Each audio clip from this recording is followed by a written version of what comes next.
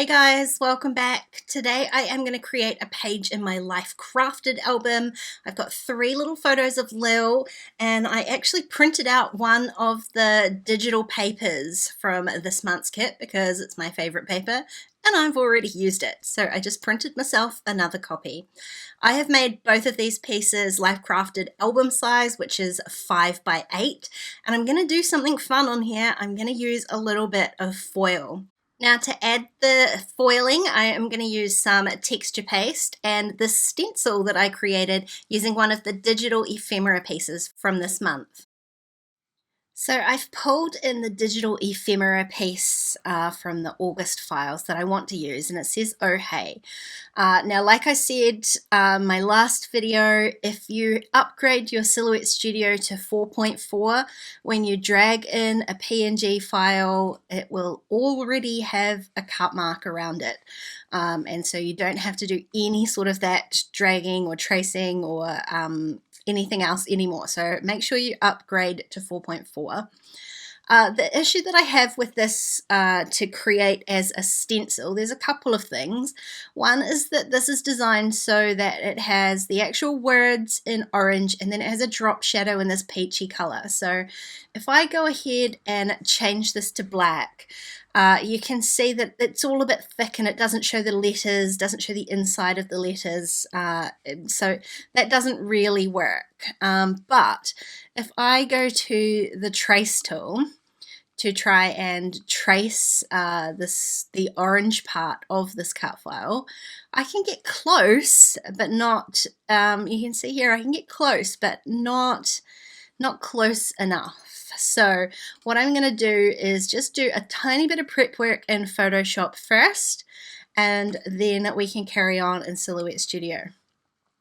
So I've opened the same PNG file in Photoshop, and I'm going to use my magic wand tool here to select the O from the orange part of the O, and then go to select similar. And so that's going to pick up all of that orange color, which is all that I want, really. I'm going to use my paint bucket tool and make sure I've got this set to black, and I am going to paint in these letters black so that it's a little bit easier to see. And the last thing I want to do is go to select and inverse. So that's selecting everything except the part that we've just made black, and then I want to hit delete, and goodbye goes the peach drop shadow. You can deselect that, and then I want to file and save as a PNG file. I want to save it somewhere I'm going to be able to find it. It's going to save it as a copy. I don't want to overwrite the original file, and I'm going to choose save. Now when I come back to my Silhouette Studio, I can find that file I've just made, drag it in, and I have just the letters, and as I said before, these are a PNG file, so it already has the cut lines on it.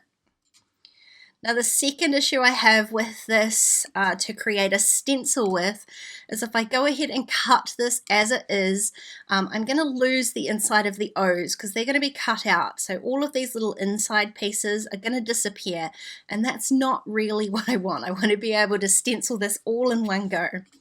So the first thing I'm going to do, just to make it a little bit easier for me to see here, is I'm going to make this clear. And I'm going to zoom in so you can see a bit easier what I'm doing, and it makes it a little bit easier for me as well. Now I am going to use the eraser tool, and I'm going to separate all of these lines. So anywhere where a line joins, I'm going to separate it, and I'm going to use the eraser tool to do that. I'm just going to, you can play with the size. You can do this on any cut file. I'm going to play with the size until it looks sort of relative to the lines that I'm working with on this cut file.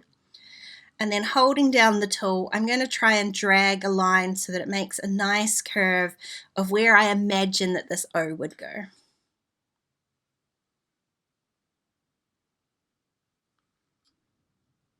And then when you let the cursor go, Silhouette Studio fills in the gap for you and recreates the cut line. Now I'm gonna just take off, you could leave this how it is, but I'm gonna take off the end here. So I wanna do the same thing, hold that down, and I'm just going to drag a nice curve around the outside there. And then I can select these pieces in here and delete them. And then I'm just going to carry on and repeat the same process through the rest of this cut file until I get everything how I want it.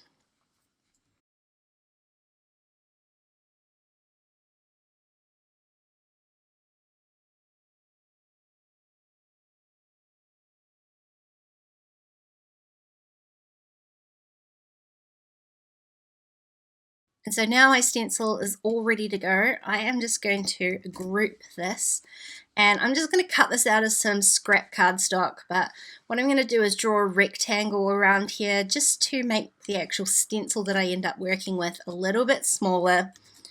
When I go to send this, I'm going to end up with a very small rectangle that has my oh hey cut out of the middle of it that I can use for a stencil. Okay, so I cut out my stencil from this green cardstock I would probably normally never use, so perfect for this sort of application. And I'm going to make things easy for myself, and I'm just going to line up the two pieces at the bottom so I can make sure everything is nice and straight. I am going to sort of align this slightly towards the left. It's going to overhang the left edge of this page just slightly. And then I'm just using a piece of sort of scrap paper in behind here, adding a little bit of texture paste, and then I'm just going to really gently, it's to start off with, I just go really gently to stop any little bits of the stencil lifting up. And I'm going to use a palette knife just to smooth over the texture paste. Now I'm not looking to get it too totally smooth, it doesn't need to be perfect at all. I do just want to make sure that all the areas of the stencil are covered. Sometimes I have to go a little bit cack-handed to get it to go in the right places and not lift up those tiny parts of the stencil. But once that's all covered, you can lift the stencil off, and then the worst part, letting it dry. So it did take a little bit of time to dry, and you do want it to be dry almost completely before you carry on with the next step. Now obviously if you have a Minc machine or similar, you can go ahead and just cut out the foil that you want to use and then run that through your Minc machine. I love clearly it's called texture paste, but I do love the texture that you get with the texture paste. It's this beautiful raised texture off the page. It is definitely noticeable, and I also love that it's clear, because if any of the actual foil doesn't adhere properly, you don't get those sort of black marks underneath. I myself don't have a Minc machine. I usually use just a cheapy old laminator, but today I'm going to do something just a little bit different because I only have this little bit of foiling to do, and so I'm going to use an iron. So this is a little mini iron. It's used for quilting, and I've had it in my drawer for years and years and years. I wondered if it would work to foil with, and it works brilliantly.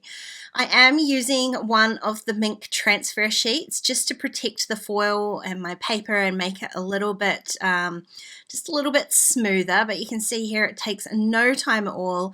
Heated my little mini iron up and then rubbed it over, and hey presto, a foiled page. So there's a super handy little tip. If you have one of those Cricut easy presses, that would probably work as well.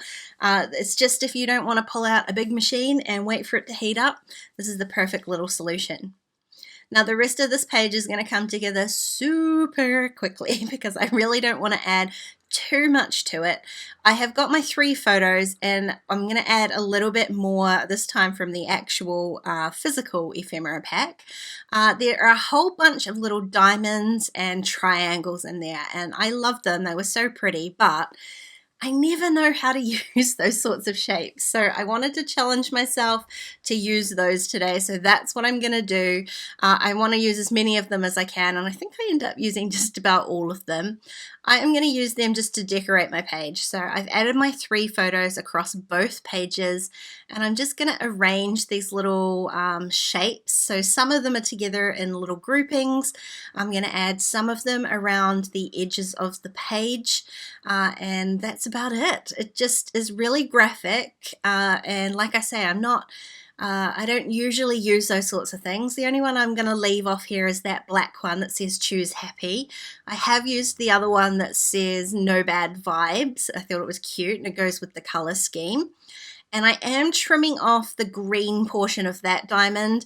I didn't want to add another color to this, so I've got sort of corals and pinks and yellows and then contrasting blues, and I didn't feel like I needed greens as well. So I left those ones off, but I've used all of the other ones. And now all I've got left to do on this page is to stick everything down. I am going to add a little bit of dimension to some of my photos and some of these rectangles, not all of them though, just to give a little bit of variation to the page. So some of them I'm just getting stuck straight down directly onto the cardstock, and some I am going to use some little foam squares. It's just another reason why I love my Life Crafted album. I definitely would not be putting foam squares into a traveler's notebook, so this is just a fun way to add a little bit of dimension.